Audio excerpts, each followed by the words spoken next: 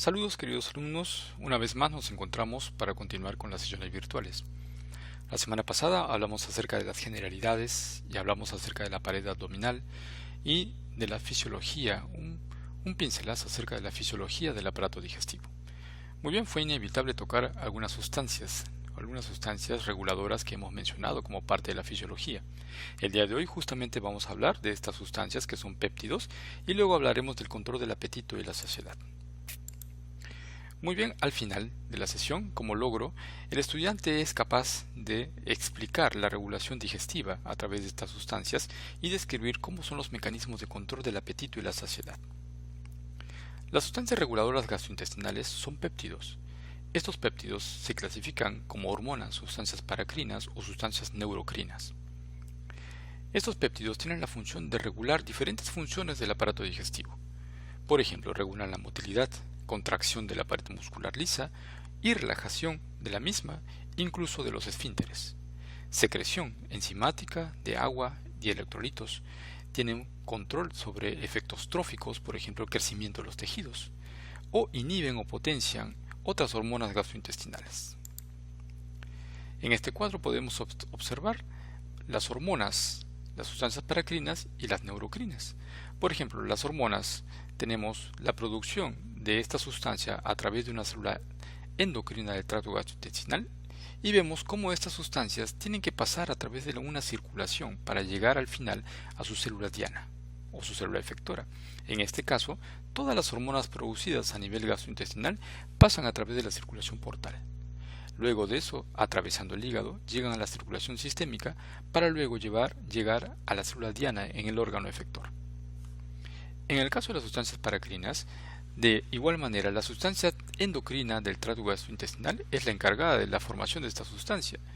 Sin embargo, esta no tiene que pasar a través de la circulación, sino viaja a través de difusión, es decir, que el órgano efector o la célula efectora se encuentra cercana a donde se produce esta sustancia. Las sustancias neurocrinas, en este caso, estas sustancias son producidas por neuronas y se encuentran dentro de los somas neuronales. Se liberan gracias a potenciales de acción para llegar a sus células diana. Son 4 los elementos o los péptidos que vamos a estudiar el día de hoy. La gastrina es un péptido de 17 aminoácidos. No solamente puede ser de 17, sino también tiene otra forma, la forma de 34 aminoácidos. Eso no significa entonces que haya una duplicidad de los 17 para ser 34. El péptido de 17 aminoácidos se llama gastrina pequeña y el péptido de 34 aminoácidos gastrina grande. La gastrina pequeña es la que se presenta con mayor frecuencia después de una ingesta alimenticia. En cambio, la gastrina de 34 aminoácidos se presenta generalmente en los intervalos de la alimentación. La gastrina es producida por unas células que se encuentran en el antro del estómago. Son las células G, productor de gastrina. Ambos poseen un precursor, ambas formas, que es la progastrina, y la porción activa de la gastrina son los últimos 4 aminoácidos del extremo carboxilo. Como vemos en esta imagen, tenemos que la gastrina y la colecitoquinina van a formar una familia, la familia gastrina CCK. En este ejemplo estamos poniendo la gastrina pequeña de 17 aminoácidos y vemos cómo los 4 últimos aminoácidos forman el fragmento activo. Si observamos la colecitoquinina, por ejemplo, de paso, vamos a ver que los aminoácidos terminales se repiten, son idénticos, de tal manera de que estos también forman el fragmento activo, o sea, es parte del fragmento activo, y por eso es que se la clasifica dentro de la misma familia. En esta imagen lo que estamos observando, o podemos deducir, es cuáles son los factores que van a estimular a la secreción de gastrina. Primero ubicamos la célula. Esta es la célula G, productora de gastrina. Nos encontramos en el antro del estómago. Esta célula G va a recibir estímulos producto de la distensión de la pared gástrica en este caso, llevados por nervios colinérgicos. Va a recibir estímulo a través del nervio vago, pero a través de fibras peptidérgicas que van a liberar este GRP, que es la proteína liberadora de gastrina. Luego tenemos estímulos de aminoácidos como fenilalanina, triptofano, productos de la dieta, todos los cuales van a llevar a estimular a esta célula para la producción de gastrina. Esta gastrina viaja a través de la circulación sanguínea, por eso es que se le clasifica como hormona, y luego de la circulación a través de toda la sangre, la circulación sistémica, llega nuevamente al estómago, pero llega a una célula diana diferente, en este caso la célula parietal, estimulando de esa manera la producción de ácido clorhídrico.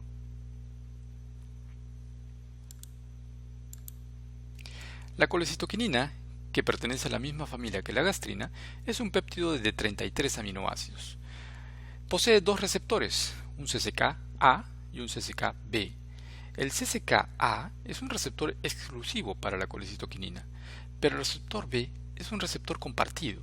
Significa que la gastrina también tiene el potencial de actuar sobre este tipo de receptor, debido a la similitud en la porción terminal tanto de la gastrina como la colecitoquinina, y debido a que pertenecen a la misma familia, puede actuar sobre este tipo de receptor. La actividad de la colecitoquinina se da gracias a los últimos 7 aminoácidos del extremo carboxilo, y esta colecitoquinina es una sustancia u hormona secretada por las células I del duodeno y el yeyuno, vale decir, del intestino delgado. La colecitoquinina, igual que la gastrina, recibe estímulos. Los estímulos son monoglicéridos y ácidos grasos, así como péptidos pequeños y aminoácidos, mas no los triglicéridos. Y dentro de las funciones que cumple está la contracción de la vesícula biliar, la relajación del esfínter de Oddi, la secreción de enzimas pancreáticas, potencia asimismo la secreción de bicarbonato, el crecimiento de páncreas como efecto trófico. Entonces, como vemos en resumen, la colecitoquinina lo que busca es fomentar el medio adecuado para la digestión de los lípidos o de las grasas. Es decir, estimula las enzimas pancreáticas, obviamente porque allí encontramos las lipasas pancreáticas. Potencian la secreción de bicarbonato para neutralizar los ácidos, de tal manera que esta neutralización de ácidos hace posible la digestión de estos elementos también. Fomenta el crecimiento del páncreas mediante un estímulo trófico. Y el punto importante aquí al final, inhibe el vaciamiento gástrico. A eso se llama ralentización. Al inhibir el vaciamiento gástrico, le da el tiempo suficiente para que vayan actuando todas las enzimas pancreáticas sobre los elementos gástricos. Es decir, favorece entonces la digestión y el metabolismo, sobre todo de estas sustancias lipídicas. Aquí estamos viendo en este gráfico, justamente si nos ubicamos en este lado del gráfico, vamos a ver que los estímulos que recibe la célula I que se encuentran en el intestino delgado son fenilalanina, metionina, triptofano, péptidos pequeños o ácidos grasos.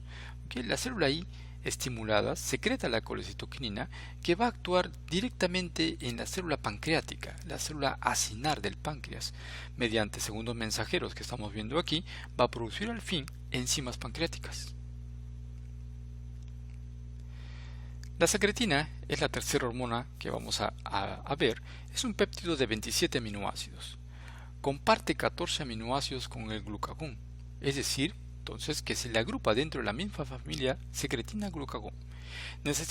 Sin embargo, necesita todos sus aminoácidos para su acción, a diferencia de los anteriores, cuya función principal era debido a los 4 o a los 7 últimos aminoácidos. Esta necesita todos sus aminoácidos para poder actuar. Es secretado por las células S del intestino delgado.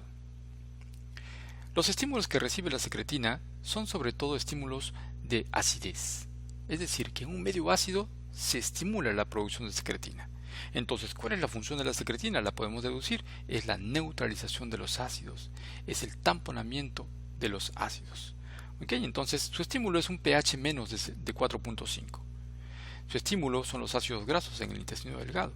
Y las funciones que cumple son principalmente secreción de bicarbonato. Como decíamos, secreción de bicarbonato para tamponar este medio ácido. Y esta secreción se da gracias a secreciones en el páncreas y la vía biliar. Y es fundamental además la secretina para la acción de la lipasa en el intestino, porque estas enzimas necesitan no un medio ácido, sino necesitan un medio alcalino para poder trabajar. Es por eso que la secretina les crea ese ambiente necesario para que estas enzimas puedan actuar. Inhibe además los efectos de la gastrina como función. Y en este cuadro estamos viendo de manera muy simple cómo es que la secretina y el glucagón y el péptido insulinotrópico dependiente de glucosa, el GIP, que vemos aquí, comparten algunos aminoácidos en común, es decir, se agrupan dentro de la misma familia. Nuevamente en este gráfico, pero ahora en este lado, podemos observar cómo el estímulo ácido es el principal factor para que se active la célula S que se encuentra en el intestino delgado, para la formación de la secretina que va a actuar sobre el páncreas, pero en una célula distinta, en la célula ductal. La acción de la secretina en esta célula ductal va a llevar entonces a la formación de esta secreción rica en bicarbonato, la secreción acuosa pancreática. Por último, el péptido insulinotrópico dependiente de glucosa, el GIP. Este es un péptido de 42 aminoácidos. Pertenece a la familia secretina-glucagón y es producida por células duodenales llamadas las células K. El estímulo, en este caso, es la glucosa, aminoácidos y ácidos grasos. Como ven ustedes, es el único péptido que recibe los tres estímulos referidos a los tres principales nutrientes. Los efectos del GIP, dentro de ellos, el principal efecto que tiene es estimular la liberación de insulina. Al incrementar la liberación de insulina por las células beta del páncreas se recibe el nombre de incretina. Es decir, que toda sustancia que estimula la liberación de insulina recibe el nombre de incretina. El estímulo más potente es la glucosa por vía oral, para los efectos del GIP. Inhibe la secreción de ácido clorhídrico gástrico e inhibe el vaciamiento gástrico. Muy bien, y en este cuadro resumen estamos viendo las cuatro principales hormonas que hemos mencionado o que estamos mencionando en la sesión. La gastrina, por ejemplo, lo que hace al final, aumento en la secreción de ácido gástrico. Recuerden que viaja a través de la sangre como tal hormona que es y al final actúa sobre la célula parietal, estimulando la secreción de ácido clorhídrico. La colecitoquinina es otra hormona. La colecitoquinina al final, dentro de sus funciones, está la contracción de la vesícula biliar, la relajación del esfínter de Oddi, estimula el crecimiento del páncreas y estimula la secreción de bicarbonato, pero como apoyo en la secreción. Recuerden que la secretina es el principal estímulo de bicarbonato. Y recuerden que también fomenta la ralentización del vaciamiento gástrico, es decir, enlentece el vaciamiento gástrico. La secretina, dentro de sus funciones más importantes, la secreción de bicarbonato por el páncreas y el péptido insulinotrópico dependiente de glucosa, el efecto más importante es la secreción de insulina, por eso es que se le llama incretina.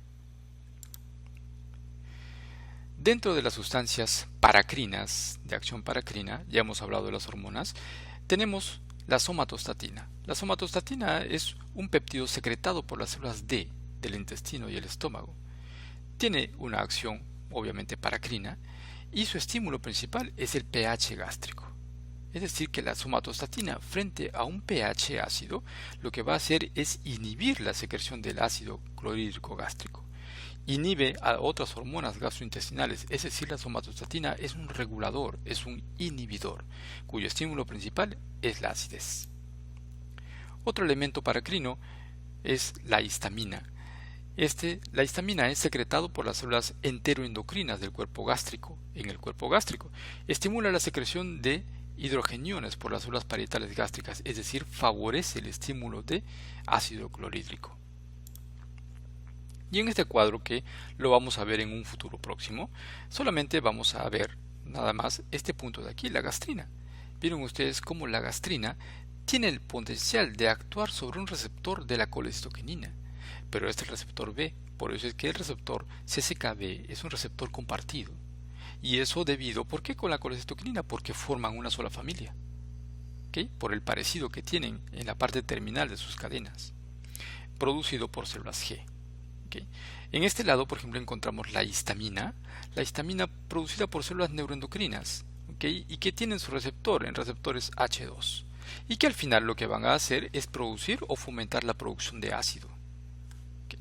La somatostatina, que es un inhibidor, miren ustedes las flechas inhibidoras, van a inhibir al final lo que es la secreción gástrica, y lo hacen a través de mediadores de segundos mensajeros como la proteína G inhibidora. En este cuadro estamos observando las las sustancias neurocrinas. ¿Okay? Muchos de ellos funcionan como neurotransmisores o neuromoduladores en el sistema nervioso entérico. Por ejemplo, podemos mencionar la acetilcolina. La acetilcolina obviamente que va a tener función estimulante en el tracto gastrointestinal, estimulando las secreciones salival, gástrica, pancreática, la contracción del músculo liso y relajación de esfínteres. Mientras que la noradrenalina es prácticamente lo contrario. Lo que va a producir es relajación del músculo liso, pero contracción de esfínteres. Y va a estimular, en este caso sí, la secreción salival. Entonces vemos cómo la secreción salival, ¿okay?, se estimula tanto por el sistema simpático y parasimpático, ¿okay?, pero principalmente por el parasimpático a través de la acetilcolina. Otro elemento es el péptido intestinal vasoactivo, el PIP, muy bien, que vamos a ver que tiene la función de relajación del músculo liso y también estimula secreciones intestinal y pancreática. El péptido liberador de gastrina, el GRP, que lo hemos mencionado, también llamado bombecina, ¿okay?, que es liberado por neuronas peptidérgicas, y lo que va a llevar es principalmente a un incremento de la secreción de gastrina, estimulando directamente la célula G. Otras sustancias que vamos a encontrar, opiáceos, por ejemplo, como las encefalinas, el neuropéptido Y y la sustancia P.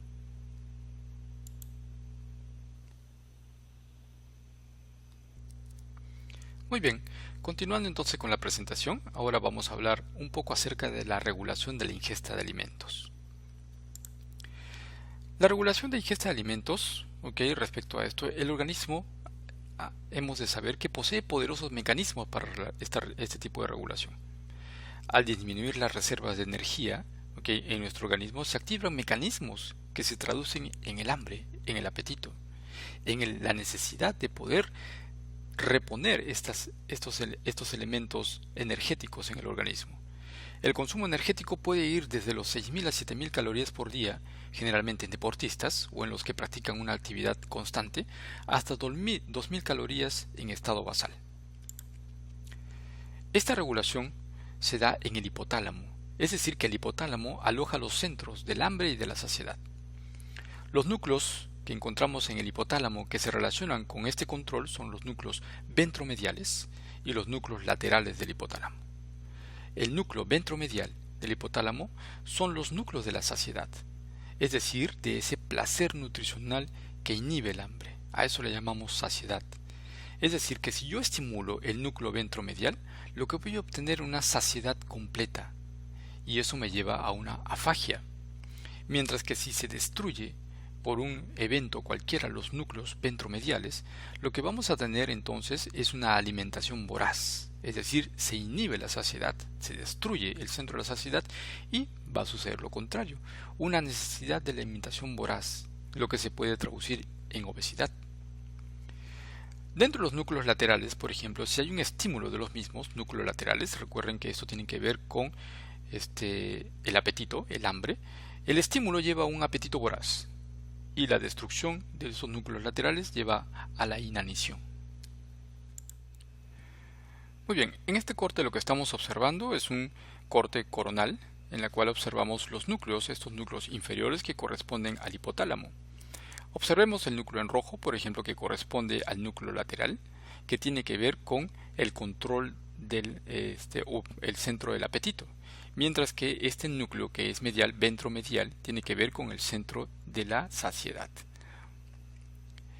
En esta otra imagen, lo que estamos observando justamente a nivel del hipotálamo es el núcleo paraventricular en la zona de arriba, y aquí tenemos el núcleo arqueado. En la zona del núcleo arqueado vamos a tener dos tipos de neuronas o dos tipos de zonas donde hay neuronas, unas que están en relación con la propia melanocortina y el CART, propia melanocortina, que se manifiesta gracias a la expresión de esta sustancia estimuladora de melanina, esta sustancia alfa estimuladora de melanina. Entonces, esta propia melanocortina a su vez también está en relación con el CART, que es el transcrito relacionado a la cocaína y anfetamina. Entonces, este CART relacionado a la anfetamina y cocaína tiene que ver con la conducta alimenticia, tiene que ver con la recompensa, ya mediante la alimentación. Muy bien, en esta otra zona lo que estamos observando es las neuronas en relación con AGRP, y esas son las iniciales de la proteína relacionada a la agouti. ¿Ok? Proteína relacionada a agouti. El agouti es una proteína que fue descubierta como parte como parte importante en la pigmentación del pelo de algunos roedores. ¿Ok? Y el neuropéptido Y. Entonces, estos elementos se van a contraponer unos a otros, de tal manera de que ambos están llevando información a las neuronas que se encuentran en el núcleo paraventricular. El núcleo paraventricular, al final, lo que va a hacer es estimular o inhibir la ingesta de los alimentos. Ok, muy bien. Además, observamos que el núcleo arqueado en estos dos grupos recibe información o estímulo de diferentes lugares. Por ejemplo, la grelina, que parte del estómago, la insulina del páncreas, la leptina, que es del tejido graso, y la colecistoquinina. Entonces, habrán sustancias estimuladoras o inhibidoras. Por ejemplo, vamos a ver que la grelina va a estimular directamente a los centros o a estos neuronas que se manifiestan con el AGRP y el neuropéptido Y, de tal manera de que esto lo que va a fomentar es el incremento de la ingesta de alimentos. Es decir, que la grelina, que es sintetizada o formada en el fondo gástrico, al final va a llevar a un incremento de la ingesta de alimentos. ¿Okay? Inhibiendo, además, el AGRP inhibe directamente o se contrapone directamente a los receptores del POMC, que son principalmente el MCR3 y el MCR4. ¿Okay? Entonces, el AGRP, al ser estimulado, inhibe a estos receptores, favoreciendo la ingesta de alimentos. Por otro lado, si tenemos aquí, vemos que otros elementos que pueden participar aquí son la insulina, la leptina y la colecistoquinina. Vemos que estos elementos lo que van a hacer es favorecer o estimular al POMC, a la propia melanocortina, la cual mediante sus receptores se va a expresar. ¿Okay? Se expresa mediante sus receptores en el núcleo paraventricular. Y lo que va a llevar entonces ahora es un estímulo de la sensación de saciedad. ¿Okay? La sensación de saciedad. Y eso, además, este estímulo se traduce en una inhibición de la AGRP y el neuropéptido Y. ¿Okay? Entonces, como ven, dependiendo de los estímulos que lleguen a esta zona, al núcleo arqueado, que es un centro de integración de estímulos, entonces se va a producir una respuesta a favor o en contra de la ingesta de alimentos. ¿Okay? Entonces, cuando surgen los problemas o surgen las alteraciones, es cuando se producen los fenómenos, por ejemplo, como la obesidad, que es bastante frecuente. Okay, entonces, cuando fallan los mecanismos de saciedad a través de sus receptores, por ejemplo, y es bastante frecuente dentro de lo que cabe, las mutaciones de los receptores MR4. Al alterarse los receptores MCR4, entonces no se expresa este centro de la saciedad. Y al no expresarse el centro de la saciedad, lo que va a primar es la ingestión de alimentos. Es lo que explica en muchos casos la obesidad, incluso obesidad desde la infancia. Ok, la leptina es un elemento que se encuentra o que es producido por el tejido graso. Entonces, cuanto más tejido graso hay, más leptina habrá. Entonces, la leptina lo que va a hacer, como se observa aquí, es fomentar o estimular la saciedad. El centro de la saciedad favorece estos núcleos relacionados con la propia melanocortina. Y al favorecer los núcleos de la propia melanocortina, estimulan también, como ya hemos mencionado, al núcleo paraventricular. Y al estimular el núcleo paraventricular, se sabe que hay una vía de conducción hacia el núcleo o hacia el tracto solitario, de tal manera de que se favorece la actividad simpática. Es decir, que el estímulo entonces de esta zona, de estas neuronas, va a llevar incluso a la actividad o un incremento de la actividad simpática. Es decir, que no solamente tiene que ver con la saciedad, disminución de la ingesta de alimentos, sino con el incremento del metabolismo. Entonces, se disminuye la ingesta y se incrementa además el metabolismo, con pérdida de calorías. Muy bien, en el caso de la insulina es secretada por las células beta del páncreas. Vemos que el efecto es similar y el mismo camino. Entonces van a estimular a estos núcleos o a estas neuronas y a la vez van a inhibir al AGRP con el neuropéptido Y. Entonces podemos deducir de este cuadro que el principal elemento llamado orexigénico ¿ok? Entonces, que va a favorecer la ingesta de alimentos orexigénico es la grelina. Mientras que estos elementos que van a inhibir la ingesta de alimentos, es decir, van a favorecer el estímulo de la saciedad, van a ser anorexigénicos. Muy bien, aquí en este cuadro efectivamente tenemos una relación de sustancias que son anorexigénicas y otras orexigénicas, es decir, orexigénicas van a estimular la ingesta de alimentos. Como hemos visto, tenemos el neuropéptido Y, tenemos la proteína relacionada con agouti, ¿okay?, que hemos visto en la EGRP, tenemos orexinas A y B, endorfinas, galaninas, ¿okay?, el cortisol, la grelina que hemos visto que es sintetizada por el estómago. Mientras que dentro de las sustancias anorexigénicas tenemos la hormona estimulante de los melanocitos, el MSH, la leptina, la serotonina, noradrenalina, la insulina, la colicistoquinina. ¿Okay? Muy bien, y en este cuadrito igual vemos en rojo todas las sustancias inhibidoras que hemos mencionado. La grelina es la única que está en negro porque es una sustancia por excelencia orexigénica o estimulante de la ingesta de alimentos.